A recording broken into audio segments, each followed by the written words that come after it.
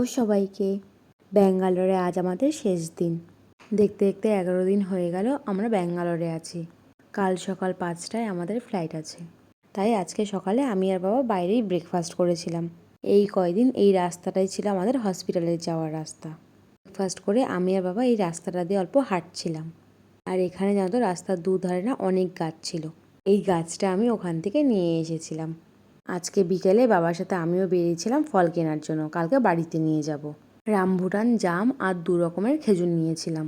রুমে গিয়ে প্যাকিং করে তাড়াতাড়ি খেয়ে দিয়ে ঘুমিয়ে পড়েছিলাম। এখন বাজে রাত 2:30 আর আমাদের গাড়ি নিতেও চলে এসেছিল। এয়ারপোর্টে পৌঁছাতে 1 ঘন্টা লেগে গেছিলো। দেখতে দেখতে দেখো এয়ারপোর্টেও চলে এসেছি। আমাদের ফ্লাইট ছিল টার্মিনাল 1-এ।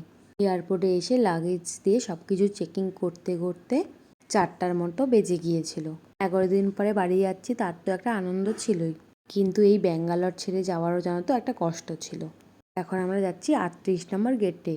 ওখান থেকে আমাদের ফ্লাইট ছাড়বে। এসে জানো তো আধা ঘন্টার মতো বসেছিলাম, তারপরে দেখলাম বোর্ডিং শুরু হয়ে গেছে। এটা ছিল আজকে আমাদের ফ্লাইট, যেটা আজকে আমাদের গন্তব্যে পৌঁছাবে।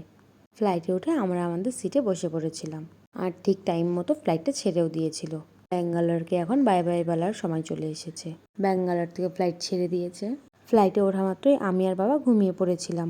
যেহেতু রাত 2টায় আমাদের রুমের থেকে বের হতে হয়েছিল, তাই রাত্রে আমি আর বাবা সেরকম ঘুমাতে পারিনি। ঘুম ভেঙেই দেখলাম সকাল হয়ে গেছে। বাইরের দিকে তাকিয়ে এই মেঘগুলোকে দেখতে দেখতেই জানো তো সময় কেটে গেছিল। কখন বাগডোগরা চলে এসেছি বুঝতেই পারিনি। অ্যানাউন্স করে দিল আমরা বাগডোগরার খুব কাছে চলে এসেছি। আর নিচের দিকে তাকিয়ে দেখলাম ছোট ছোট ঘর বাড়িও দেখা যাচ্ছে। দেখতে দেখতে চলে আসলাম আমরা বাগডোগরা এয়ারপোর্টে। এখন বাজে সকাল 8টা। ব্যাঙ্গালোর থেকে বাগডোগরায় আসতে প্রায় 3 ঘন্টার মতো লেগে যায়। ল্যান্ড করে গেল বাগডোগরাতে। এখান থেকে আমাদের গাড়ি বলা আছে, গাড়ি বাইরেই দাঁড়িয়ে আছে। ফ্লাইট থেকে নেমে চলে আসলাম বাসে। ওদিক থেকে বারবার মা ফোন করছে, মাও আমাদের জন্য ওয়েট করছে।